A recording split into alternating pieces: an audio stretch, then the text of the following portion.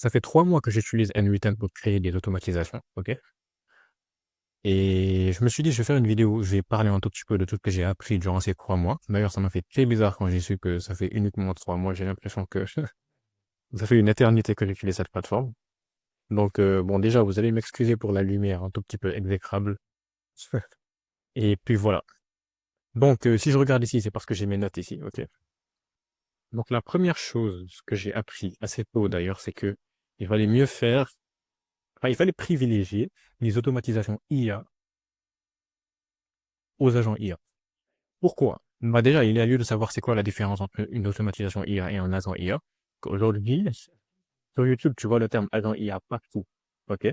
Mais un agent IA, bah, ça a des caractéristiques bien définies. Un agent IA, il est autonome. Il est capable de faire des choix en fonction des données que tu lui donnes en input. Et du coup, en fonction du prompt que tu lui as donné, il va faire un certain choix, OK, appeler un certain outil, etc., etc. D'ailleurs, une des grosses différences entre une automatisation IA et un agent IA, c'est qu'un agent IA, il a accès à des outils, ce qu'on appelle tools sur Unwritten, OK? Il a accès à des outils, donc ils peuvent performer des actions dans des applications à notre place. Alors qu'une automatisation IA, c'est juste, voilà, une automatisation. Alors, elle peut certes performer des actions dans des applications, mais c'est pas en gros une entité qui a accès à des outils et qui peut choisir quel outil choisir ou ne pas choisir en fait. Donc un agent IA, il est capable de raisonnement, il est capable de prendre des décisions, alors qu'une automatisation IA, le comportement de l'automatisation, il est déjà prédéfini. En gros, on a déjà pris en compte tous les cas d'usage et on l'a mis dans l'automatisation. Donc en fonction de certains autres paramètres, l'automatisation va se dérouler d'une manière ou d'une autre. Donc, ça, c'est un peu la différence entre les deux. Donc moi, je disais qu'il valait mieux privilégier les automatisations aux agents. Ok. Pourquoi? Parce que justement, le comportement agentique des agents IA, c'est-à-dire ce libre arbitre, je mets ça entre très gros guillemets, ces gens, eh bien, ça peut être un point négatif. Ok, on peut moins bien prédire qu'est-ce qui va se passer dans le workflow. Et c'est pour cette raison que je dirais que mieux vaut utiliser les automatisations sans IA, ok, si c'est possible. Donc, le framework, c'est quoi en fait? Automatisation IA. Automatisation sans IA plutôt que automatisation IA. Et automatisation IA plutôt que agent IA. Donc, agent IA, c'est vraiment lorsque il y a un choix à faire en fonction de différents paramètres. Ok. Si on peut éviter ça, ok, et faire une automatisation sans un comportement agentique, c'est encore mieux. Pourquoi? Parce qu'on pourra prédire mieux ce qui va se passer. On a déjà créé l'automatisation. On sait absolument ce que l'automatisation va faire en fonction de tel ou tel cas figure. Et encore mieux, si on peut ne pas mettre d'IA tout court, bah, c'est encore mieux, en fait. Parce que, en fait, l'IA, on peut jamais savoir à l'avance qu'est-ce qu'elle va prévoir. Donc, moi, ce que j'appelle automatisation IA, je vais montrer d'ailleurs qu'est-ce que j'appelle automatisation IA. Donc là, je vais sur le PC. Donc, voilà. D'ailleurs, il y a mon PC qui galère pas mal. Mais en gros, ce que j'appelle automatisation IA, c'est en gros quand on utilise ce genre de nœuds-là. OK? Les nœuds que vous voyez ici, Basic LLM Chain, Information Extractor, Stack, Tac, Tac. Voilà, tout ça, ce sont des nœuds IA en fait, parce que on connaît pas leur contenu, enfin leur output à l'avance. Ils vont nous générer quelque chose en fonction de ce qu'on va leur donner. Un agent IA, naturellement, c'est juste voilà, le nœud AI agent. Et une automatisation sans IA, c'est une automatisation sans tous ces nœuds-là, tout simplement. OK? Donc, une automatisation avec des applications lambda, OK?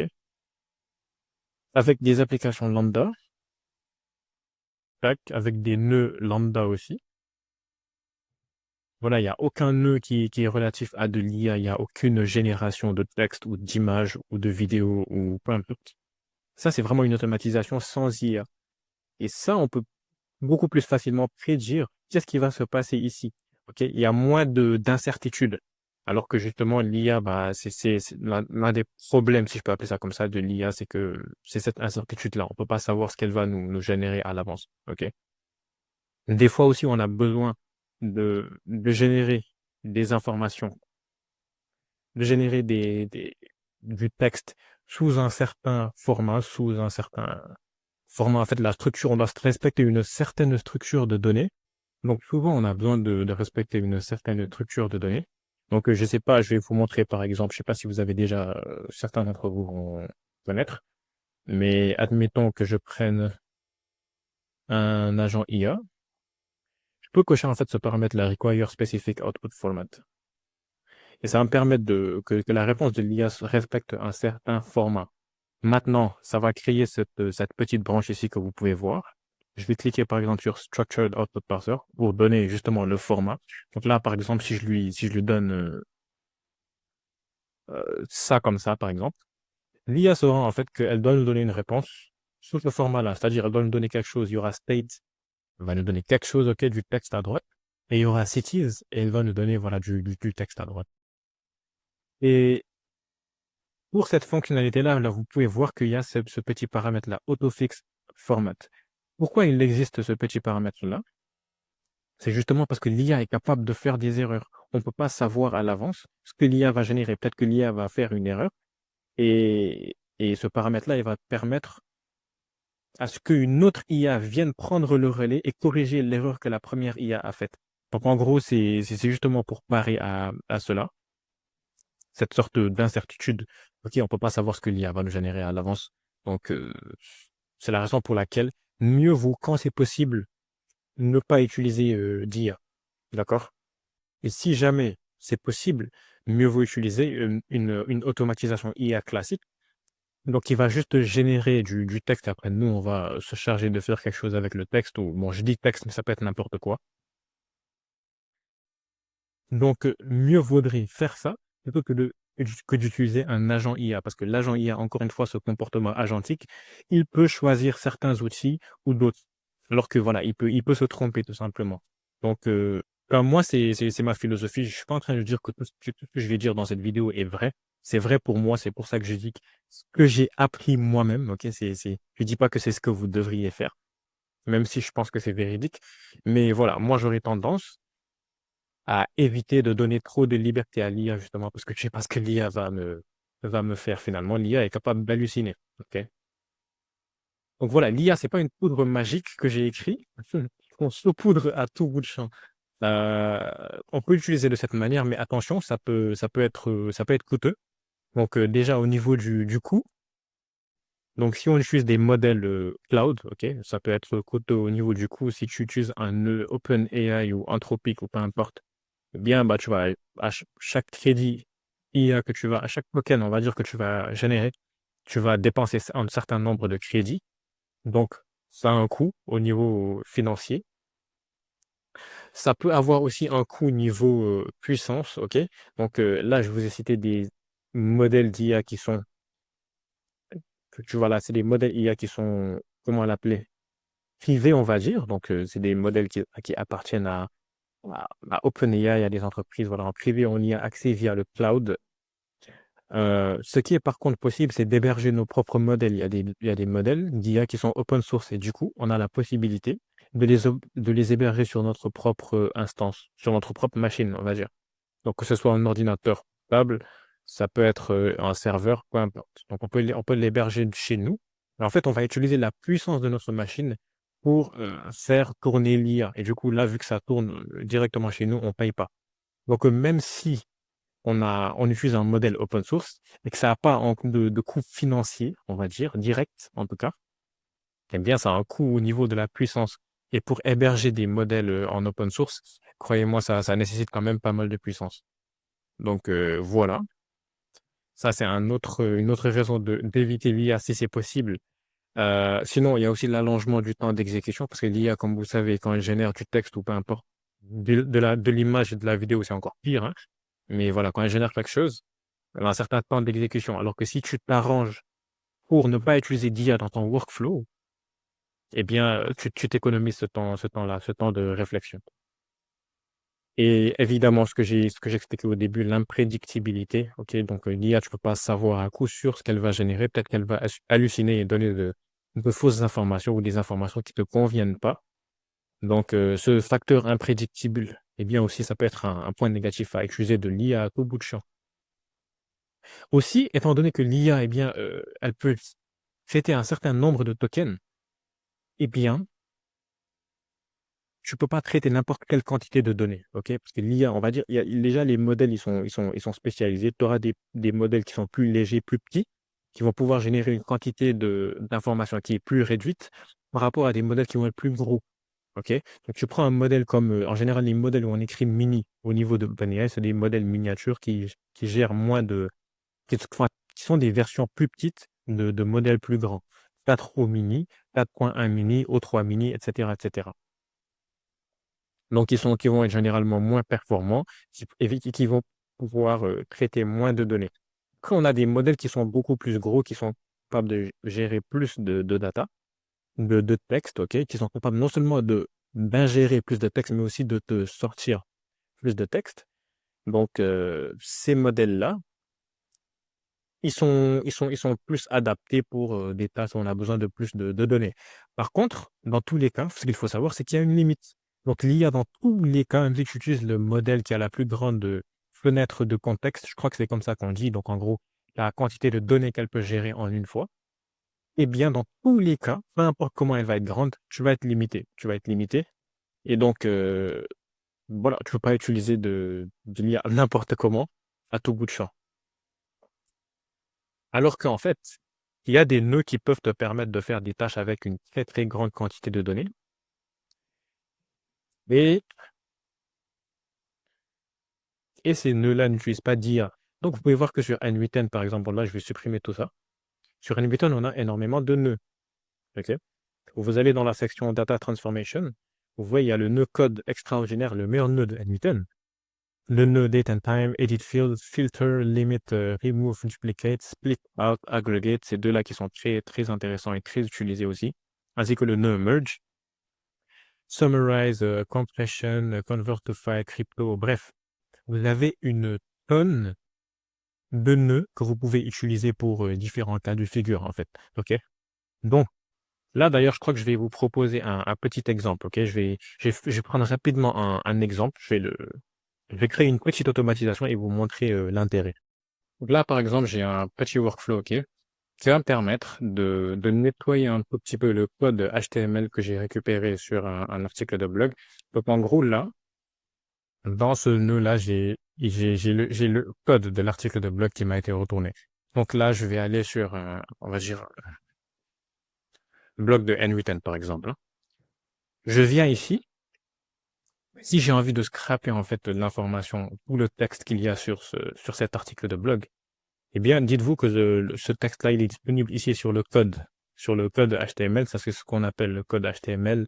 Et c'est là qu'il y a toutes les informations. Au niveau de la mise en forme, comment sont disposées les choses sur cette page. Voilà, les images comme ça au centre, les choses qui sont soulignées, les liens qui sont redirigés. Bref, toutes ces informations, et bien évidemment le texte aussi, tout est sur ce code HTML-là. Sauf que vous voyez que sur ce code HTML-là, il y a beaucoup de données qui sont inutiles et dont on n'aura pas besoin. Donc, au niveau du style, voilà comment sont positionnés les éléments sur la page. En fait, tout est ici. Tout ce qui est au niveau de la présentation de la page, c'est dans ce code-là. Et du coup, nous, tout ce dont on a besoin, c'est de récupérer le texte d'une newsletter. On n'a pas besoin du reste. OK? Mais du coup, dans un premier temps, on va être obligé de récupérer absolument tout ce qu'il y a dans le code HTML, on ne peut pas faire autrement. Et ensuite, on va nettoyer ce code HTML pour retirer uniquement le texte, le corps. Donc là, c'est ce qui a été fait ici dans ce nœud-ci. D'ailleurs, c'est pas le même article. Mais regardez ce qui se passe, c'est que N8N, carrément, les données, elles sont tellement lourdes qu'ils n'affichent pas les données par défaut. Pourquoi? Parce que c'est trop lourd. Donc, ils nous demandent est-ce qu'ils veulent qu'on affiche les données ou est-ce qu'ils veulent qu'on télécharge ça? Vous avez vu le code HTML, il y a énormément de données. C'est extrêmement long. OK? Donc là, je clique sur Show Data. D'ailleurs, ça fait un tout petit peu bugger ma machine tellement qu'il y a d'informations. Mais voilà, ça nous donne absolument tout ce qu'il y a sur le site. Et ici, dans le nœud suivant, ce que ça va permettre de faire, c'est d'extraire le code HTML. OK? Ça va détecter que ce qu'il y a dans le nœud précédent, eh bien, c'est du HTML. Et puis ça va extraire le code HTML. OK? Parce que ce qu'il y a dans le code, c'est pas uniquement du HTML. Il y a aussi du CSS, il peut y avoir plein d'informations. Nous, ce qu'on veut, c'est juste le HTML parce qu'on sait que le texte, il est dans du HTML, en fait. Donc, ici, ensuite, on va faire quoi? Utiliser un nœud HTML ou Markdown. Donc ici, on a du contenu HTML. Et on va le convertir en Markdown. Pourquoi? Parce que, admettons que ici, par la suite, on a un nœud IA. On a un nœud IA. Eh bien, en fait, l'IA, elle va beaucoup mieux interpréter le format Markdown. Le format Markdown, c'est le format que vous avez l'habitude de voir avec des jazz, etc., avec des astérisques étoiles, là. L'IA, en fait, et particulièrement les modèles de OpenAI, ils interprètent très bien ce format-là de données, mieux que d'autres formats, ok? Donc là, le NOLA, qu'est-ce qu'il va permettre de faire? Il vient de transformer ça en Markdown, en Markdown, du coup. Donc, il va nous extraire parmi tout ce HTML flou, il va nous extraire du texte bien formaté avec le Markdown, bien évidemment, avec les dièses, etc. Mais c'est volontaire parce que l'IA comprend bien ça. Donc voilà, sans IA, on est parvenu à faire ça, à passer d'un contenu, mais vraiment, mais vraiment ininterprétable, vraiment flou aux yeux d'un humain, à un texte tout simplement bien formaté, en fait, tu vois. Et là, on aurait pu, en fait, utiliser un nœud IA, ok? Là, je pourrais plus, plutôt que de faire ça, donc juste après ici, utiliser un nœud IA. Donc, lequel je vais mettre? Agent IA, vous pouvez le mettre, mais ok, on va mettre ça, par exemple. Je peux utiliser ça et lui donner un prompt, lui dire, voilà, je vais te donner tout ce qu'il y a ici, donc du code, du code HTML. Et ton objectif, en fait, ça va tout simplement être de me retirer le texte. Sauf qu'il y a tellement de données. Regardez, là, je suis en train de descendre hyper vite, mais la barre, à quel point elle descend doucement. Est-ce que vous pensez que les modèles d'IA, donc ça va être vraiment difficile, en fait, pour le modèle d'IA d'ingérer toute cette data, toute cette information-là, et de t'extraire uniquement le texte sans faire d'erreur? Je vous promets que soit elle va omettre des choses, soit elle va faire des erreurs, etc. Donc, c'est vraiment pas safe de faire ça avec de l'IA, surtout que là, il y a 5 items. Bon, là, encore, c'est pas si grave parce qu'ils vont être traités séparément. Mais admettons qu'on avait les 5 items mis ensemble, eh bien là, ce serait vraiment difficile. Ce serait vraiment difficile de laisser l'IA essayer d'extraire le texte de tout cela. Donc voilà, c'est un peu ça. Voilà l'un des gros avantages de ne pas utiliser de l'IA justement parce que ce serait difficile pour elle d'ingérer autant de données, sachant que l'IA dans son nombre de tokens qu'elle a à disposition, elle doit utiliser l'une partie pour comprendre, pour interpréter tout le texte que tu lui as donné, et ensuite on va dire la même quantité de tokens dont elle a à disposition, il vient te générer une réponse. Donc l'hallucination, comment ça va se passer? Donc l'hallucination, c'est en gros quand l'IA elle te génère des choses qui sont fausses, ok, qui sortent de nulle part ou quoi. Ce qu'elle va faire, c'est que, admettons, l'IA elle a 1 million de tokens, eh bien elle doit utiliser une partie pour comprendre ce que tu lui as dit et une autre partie pour te générer ta réponse. Donc admettons que les 1 million ne suffisent même pas pour la compréhension, sachant que l'IA elle va toujours te générer une réponse, eh bien elle va pas consommer tout le contenu pour la compréhension, pour comprendre déjà qu'est-ce que tu veux, pour comprendre toutes les informations que tu lui as mis à disposition. Et du coup, qu'est-ce qu'elle va faire? Elle va sacrifier une certaine partie. Admettons qu'elle le lise 50% de ce que tu lui as donné. Et 50 autres pourcents, elle les lit pas. Pourquoi? Parce elle veut économiser parmi les tokens qu'elle doit utiliser pour te générer une réponse. Eh bien, donc elle n'a pas utilisé 50% du contexte qu'elle devait avoir à disposition pour te générer une réponse. Donc peut-être qu'elle va te sortir des informations qui sont pas très relevant, comment on dit, pertinentes en fait. Ok. Voilà, je suis resté très très longtemps sur ce point. Bon, là, je vais passer sur un point suivant. Ok, je pense que vous comprenez à peu près pourquoi c'est pas l'idéal d'utiliser l'IA tout le temps. Ok, tout le temps. Et bien sûr, pour des comportements agentiques, etc. C'est très pertinent. C'est très pertinent. Donc, deuxièmement, je sais pas, ça fait déjà combien de temps, depuis combien de temps je parle, mais deuxièmement, ça va être l'importance du JavaScript et de la technique. Donc, le JavaScript, c'est ce langage dans lequel les données de N8N, elles sont. Particulièrement Node.js, ok? Node.js, c'est un framework. JavaScript, en gros, c'est une c'est une version spécialisée, on va dire, du langage JavaScript. Donc là, comme vous pouvez où est-ce que je pourrais donner un exemple? Donc là, vous pouvez voir par exemple, ça, c'est du JavaScript. Ok? Chaque fois que vous allez voir du double accolade sur N8N, c'est du JavaScript qu'il y a à l'intérieur. C'est du Node.js plus précisément, mais bon, on va dire du JavaScript. D'ailleurs, ils vous l'écrivent ici. Ils vous disent anything inside ça, tout ce qui est dans ça, en fait, les brackets, c'est du JavaScript. Donc en fait, toutes les données sur N8N sont sous le format JSON. JSON qui veut dire JavaScript Object Notation. Et donc c'est super important de comprendre ce format-là, ce format JSON. Donc le format JSON ainsi que le langage JavaScript. Alors moi, je suis pas forcément appris le JavaScript, mais voilà, c'est une des choses que j'ai appris au fil du temps que sur cette plateforme. Eh bien, c'est hyper important de comprendre un peu la syntaxe, tu vois, de comprendre les bases. Et d'ailleurs, je vous ai fait une vidéo à ce sujet qui explique un tout petit peu le formatage JSON pour comprendre comment sont formatées les données, qu'est-ce qu'on vous retourne, et puis voilà, avoir au moins une certaine compréhension et que ce soit pas juste du chinois pour nous.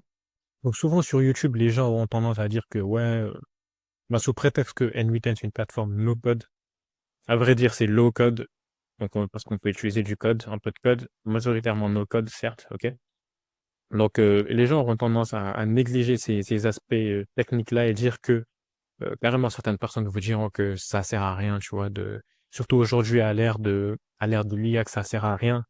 Et que voilà, il y a même des gens qui te génèrent des workflows qui sont générés à l'IA. Donc, sous prétexte de ça, eh bien, ça servirait à rien de prendre le temps, en fait, de maîtriser les concepts de cette plateforme, parce que l'IA pourrait le faire à ce qui paraît. Euh, je pense que c'est pas vraiment le cas.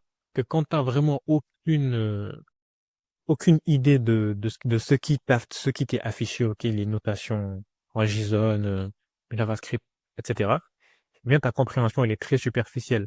Et étant donné que tu passes, on va dire 80%, 90%, j'ai pas peur de le dire, hein, de ton temps à débugger tes workflows parce que c'est tout le temps des bugs.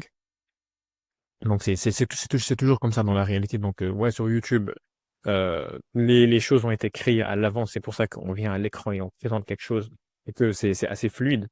Mais voilà, on me l'a dit plein de fois. Les gens, quand ils essayent de refaire ce que j'ai présenté en vidéo, et bien sûr en vidéo, bah il y avait pas de bug. Eh bien eux, ils rencontrent des bugs. Pourquoi? Parce que c'est comme ça. Ça se passe jamais comme prévu. Eh bien, étant donné que tu passes quasiment tout ton temps à régler des bugs, si ta compréhension est très superficielle, tu vas pas y arriver et tu risques d'abandonner justement par manque de moyens. Et moi, le moyen que j'ai trouvé, enfin, je pense qu'il y a deux moyens principaux pour pouvoir comprendre tout cela et avoir cet aspect technique sur cette plateforme. Encore une fois, je suis en train de parler de N8N spécifiquement. Un, c'est soit tu es développeur et ça va être extrêmement facile pour toi. Je suis pas développeur, mais si tu es développeur, ça va vraiment être bien, bien facile pour toi parce que voilà, tu connais peut-être le langage JavaScript, la syntaxe, elle a aucun secret pour toi et ça va être très très simple pour toi dans ce cas-là. Sauf que la plupart d'entre nous, on n'est pas développeurs, donc la deuxième méthode, c'est juste de pratiquer. Ok, il y a vraiment pas de secret. Il y a pas de secret. Moi, aujourd'hui, j'ai quand même une certaine facilité à comprendre. Genre, j'arrive même parfois à prédire qu'une certaine erreur va arriver, ok? Je crée les choses d'une certaine manière et j'arrive à voir, ok, si j'exécute, il y aura telle erreur. Et souvent c'est vrai. Et pourquoi j'y arrive maintenant? C'est parce que bah, j'ai pratiqué et ça m'a permis de comprendre les concepts, de comprendre la structure des données sur un 8N. D'ailleurs, la structure des données, c'est extrêmement important, la manière dont sont structurées les données. Donc, le format JSON, par exemple. Euh, j'insiste, si vous voulez vraiment comprendre ce format JSON-là, eh bien, allez regarder la vidéo que j'ai faite à ce sujet-là. Mais en gros, euh, vraiment, si tu comprends la structure des données sur N8N, la manière dont sont structurées les données, eh bien, je peux dire que 90% de tes bugs, eh bien, ils vont être liés à la structure des données. Donc, tu vas gagner énormément de temps si tu comprends cette structure des données-là. Tu vas comprendre rapidement pourquoi il y a tel ou tel bug, en fait. Donc, moi, quand j'ai su enfin, à quel point c'était important, tu vois, de comprendre tout ce qui est JSON, tout ce qui est JavaScript, etc. Eh bien, j'ai décidé de faire un petit cours introductif au JavaScript, tu vois. Bon, à vrai dire, je voulais pas faire un cours introductif, je voulais vraiment apprendre en profondeur finalement. Finalement, j'ai abandonné, mais pour l'instant. Mais j'ai fait un petit cours sur cette plateforme Codecademy. Donc, en gros, cette plateforme, elle permet d'apprendre à coder, tu vois. Après, moi, j'ai fait vraiment un cours introductif au JavaScript pour comprendre justement cette syntaxe-là, cette syntaxe. Et à vrai dire, bien vrai que j'ambitionnais d'aller beaucoup plus loin que ça, bien, je dois dire que ça m'a quand même pas mal aidé pour ma compréhension sur du JavaScript sur N8N ainsi que du format JSON, etc., etc. Donc moi, c'est ça le cours que j'ai fait. Ok. Je me suis arrêté, je sais même plus. Je me suis peut-être arrêté ici. Et en gros, ça permet de pratiquer un tout petit peu cette plateforme. Donc, tu lis un cours, ok, et tu pratiques en même temps et tu as une correction instantanée. Si c'est pas bon, ils te disent pourquoi c'est pas bon, tu corriges, etc., etc. Et c'est vraiment interactif. Donc, c'est pas un tutoriel que tu regardes vidéo, etc., etc. Donc, ça m'a pas pris de temps à faire ce petit cours-là. Il dure pas longtemps. Et puis voilà, ça m'a permis de comprendre un tout petit peu. Donc, si jamais vous avez le temps, bah, vous êtes déterminé, bah, n'hésitez pas à faire ce petit cours-là. Et aussi sur YouTube, faut vraiment pas écouter quand on dit que, ok, la technique, ça sert à rien. Ça sert pas à rien. Là, si tu veux vraiment être super, super bon, ça peut pas servir à rien, d'accord? Parce que il y a plein de compétences transversales, tu vois, si tu veux faire en tout cas tout type de workflow, tout type d'agent, etc. Mais il y a plein de compétences transversales. Donc sur YouTube, tu vas voir, on va souvent te parler du RAG, ok? Du RAG de base de données vectorielles. Si tu sais pas c'est quoi, mais tu pourras pas concrètement en faire, tu vois. On te parle de self-hosting. Comment est-ce qu'on self-host, c'est-à-dire comment on héberge N8N sur son propre PC ou sur son propre serveur distant. Et ça, c'est une machine virtuelle. Donc, comment on doit faire pour gérer une machine virtuelle? Parce que quand tu vas héberger toi-même la chose, eh bien, il faut que tu saches mettre à jour la chose. Parce que N8N, là, c'est toi qui gères la chose, ok? Quand tu utilises la version cloud, eh bien, N8N, il se charge de tout. Lorsqu'ils ont une correction, une mise à jour à faire, bah, ils peuvent la faire automatiquement sur ton compte et tu n'auras rien à faire. Par contre, quand tu héberges la chose à ton sein, il faut que tu saches comment faire les différentes manipulations, etc. Donc ça, c'est quelque chose qu'il faut savoir faire, ok? D'ailleurs, moi, récemment, j'ai essayé de configurer un serveur, donc je ferai peut-être une vidéo sur ça prochainement. Sur WhatsApp, ok, utiliser WhatsApp en local et pouvoir faire des automatisations sur WhatsApp, héberger des chatbots ou des agents IA sur WhatsApp. Eh bien, j'avais énormément de mal parce que j'avais jamais auparavant, euh, comment je l'avais appelé? J'avais jamais géré une machine virtuelle, ok? La gestion d'une machine virtuelle, etc. C'est quelque chose que je ne connais pas, en fait. Et du coup, c'est extrêmement risqué de mettre tous les œufs dans le panier de ChatGPT, tu vois. Donc, ChatGPT, il peut te faire du n'importe quoi. Et c'est pour ça que bon, j'essaie de comprendre avec lui, mais honnêtement, c'était vraiment frustrant parce que ce manque de compétences techniques-là. Donc, voilà, c'est pas parce que je les ai pas forcément que je vais dire que ça sert à rien. Au contraire, je vois à quel point ça pourrait me servir, ok? Parce que j'ai failli faire n'importe quoi en suivant ChatGPT, ok? Heureusement, j'ai eu un peu l'intelligence d'aller essayer ce que ChatGPT m'avait dit de faire sur un environnement local et pas sur mon N8N principal, ok? Sinon, bah, ça aurait pu tout simplement tout gâcher, tout chambouler. J'aurais pu perdre toutes mes données. Donc, voilà. Tout ceci pour dire qu'il faut pas sous-estimer l'importance des compétences techniques. Et d'ailleurs, faut pas avoir peur, en fait, et se dire, OK, moi, je suis pas une personne technique, j'ai pas fait d'études dans l'informatique, je suis pas développeur. Non. J'ai pas de grosses compétences techniques non plus. Mais je vous conseillerais d'avoir une approche just-in-time learning. Donc, en gros, apprendre quelque chose lorsque vous en avez besoin. Donc moi, par exemple, dernièrement, justement, ce dont je vous parlais tout de suite, la gestion d'un serveur, etc. Mais je me suis un tout petit peu amélioré dans ça vu que je devais faire ça. Donc j'étais obligé un tout petit peu d'apprendre comment ça marche, etc. C'est ce qu'on appelle le just-in-time learning. Donc, tu vas pas apprendre une compétence juste pour l'apprendre. Apprends-la pour la pratiquer et ça va te donner beaucoup plus de sens. Et puis voilà, juste, il y a juste beaucoup trop de compétences et de connaissances, donc tu peux pas tout simplement aller piocher au hasard. Quand tu as besoin de quelque chose, eh bien, va l'apprendre, ok? Tu veux faire un agent RAG, eh bien, va apprendre c'est quoi une base de données vectorielle, comment ça marche, c'est quoi des embeddings, ok? C'est quoi du chunking, etc., etc. Donc, apprends les concepts, renseigne-toi un tout petit peu. Et puis voilà, là, parce que tu as envie d'apprendre à faire un agent RAG, eh bien, tu vas apprendre une panoplie de concepts autour et ça va énormément t'aider. Et là, tu vas t'en sortir vraiment gagnant parce que tu auras appris beaucoup de choses avec ce seul projet que tu as voulu faire. Donc, just-in-time learning, apprenez seulement quand vous avez besoin concrètement de quelque chose. Ensuite, troisième chose que j'ai appris, c'est que générer les workflows à l'aide de l'IA, c'est nul. Genre, en fait, il y a deux options. Soit c'est moi, je suis nul. Soit c'est vraiment ça qui est nul et que les gens, ils vous vendent du rêve. Donc, je sais pas. Mais moi, personnellement, j'y suis pas arrivé. J'ai eu vraiment d'une mauvaise expérience de ce point de vue-là. Euh, Ce qui se passe, c'est que tu essayes de générer un workflow avec l'IA, mais tu te retrouves avec tellement de bugs.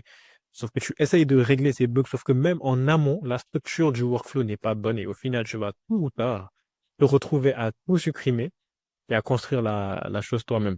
Là, ça s'est passé comme ça pour moi. Et c'est pour ça que je dis que j'ai pas eu une bonne expérience de ce point de vue-là. Et la raison, elle est très simple. C'est que aujourd'hui, on pense que parce que l'IA, elle est capable de générer du code, elle est capable de te créer des applications en un claquement de doigts.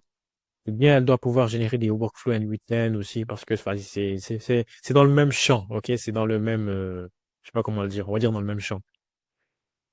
Mais la réalité, c'est que l'IA, si elle est capable de générer autant de code, ok, de générer des applications, des sites web, etc., c'est justement parce qu'elle a été entraînée avec énormément de code. Et puis voilà, c'est pas la même chose avec des workflows N8N qui sont sous le format JSON, etc., qui ont une structure de données qui est très, très particulière.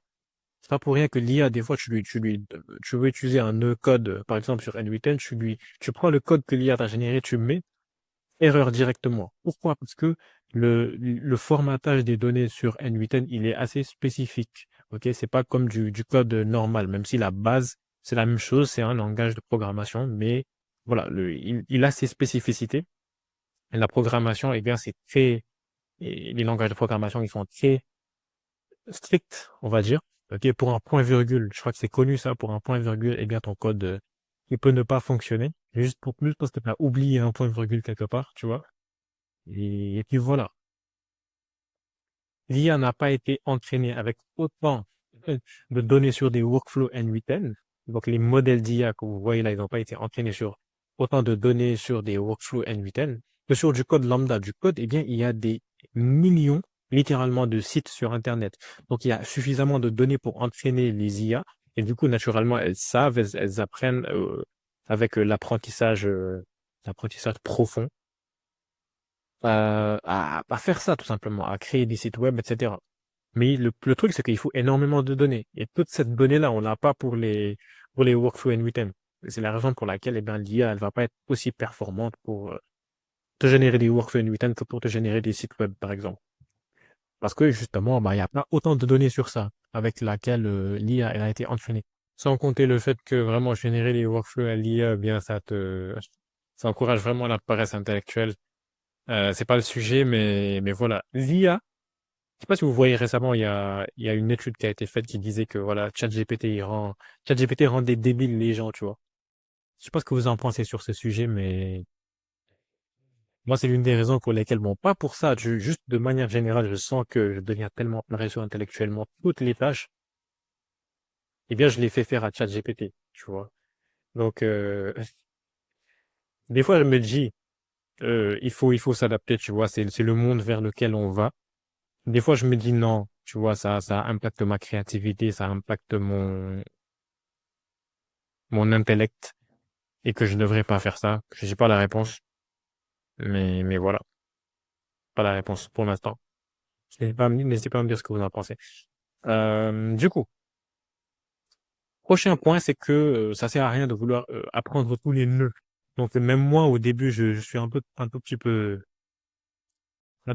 tombé dans ça, ok, à vouloir maîtriser tous les nœuds sur N8N. La vérité, c'est que chaque nœud peut être utile, mais ça sert à rien du jour au lendemain de vouloir comprendre ce que chaque nœud fait. Enfin, c'est bien, tu vois, c'est bien parce que ça t'ouvre le champ des possibles. Tu sauras quand potentiellement utiliser tel ou tel nœud. Donc, c'est bien d'avoir une compréhension globale. Mais voilà, moi, au début, j'essayais littéralement de comprendre chaque nœud, ok, il sert à quoi, sauf qu'il y en a certains, ils étaient compliqués, etc., etc. Donc, j'ai perdu pas mal de temps. Et au final, naturellement, en faisant des projets, eh bien, j'ai eu le besoin d'utiliser certains nœuds. Donc là, vous pouvez voir par exemple le nœud split out et le nœud aggregate, ils sont très très importants et ils sont beaucoup utilisés. Et moi, je savais pas, je comprenais pas trop dans quel cas ou dans quel cas les utiliser. Et j'essayais de forcer la chose, mais il n'y a que quand j'ai dû réellement utiliser ces nœuds-là dans des projets réels que j'ai compris en fait, que j'ai compris l'utilité de ces nœuds-là en fait, tu vois. Donc voilà. Ceci dit, ça rejoint un tout petit peu ce que je disais au début. Le just-in-time learning, donc apprenez lorsque vous en avez besoin. Si vous en avez pas besoin, bah c'est pas forcément nécessaire. Vous allez un jour avoir le besoin d'apprendre ça, donc et de comprendre ça. Le moment venu, bah vous allez le faire tout simplement. Voilà, c'est aussi simple que ça. Et point suivant, j'ai dit que tout n'est pas agent IA, pitié. Ça, c'est en référence à tous ceux qui appellent, qui mettent dans leur titre agent IA, agent IA, agent IA, alors que c'est simplement une automatisation, tu vois. Souvent même qui n'a même pas d'IA. Donc, voilà. Après, je veux pas trop critiquer parce que même moi, je suis tombé dans dans ce piège-là de tout le temps dire agent IA, agent IA. La vérité, c'est que c'est un peu pour les vues, tu vois, parce que le terme agent IA, il est très en vogue. Du coup, bah, on a tendance à mettre agent IA pour faire cliquer, il faut dire la vérité. Après, bon, ça m'a tellement énervé, je me suis dit, bon, j'arrête, ok. Maintenant, des fois, je pense à mettre agent IA dans mon titre, mais je me dis, attends, mais où est l'agent dans l'histoire? C'est pas un agent IA, frérot, c'est une automatisation IA. Ok, alors ça attire moins, c'est vrai, mais c'est la vérité, donc il faut le dire, c'est pas un agent IA. Et sinon, pour finir, j'ai écrit qu'il fallait pratiquer. Donc, s'il y a une seule chose, en fait, qu'il y a à retenir dans cette vidéo, c'est juste pratiquer, en fait. Ok? Ok, tu peux regarder 10 milliards de tutoriels, mais tu vas jamais vraiment comprendre l'essence des concepts que si tu pratiques en fait. Ok, donc tu peux ne pas avoir de stratégie, avoir zéro stratégie et travailler juste comme un bourrin, pratiquer juste comme un bourrin, tu vas y arriver. Tu vas y arriver. Parce que c'est ce que j'ai fait. Au début, j'avais vraiment pas de stratégie et aujourd'hui, j'ai beaucoup plus de facilité, tu vois. Et aujourd'hui, je suis capable d'aiguiller quelqu'un et de lui dire, voilà, commence plutôt par ça parce que tu auras besoin de ce concept-là pour apprendre tel autre concept. Donc, c'est un peu fondamental. Tu commences par ça, c'est la base, etc., etc. Tu vois? C'est ce que je fais un peu dans ma communauté Loop. Donc, voilà, hein, pub, pub calé, pub calé de manière smooth.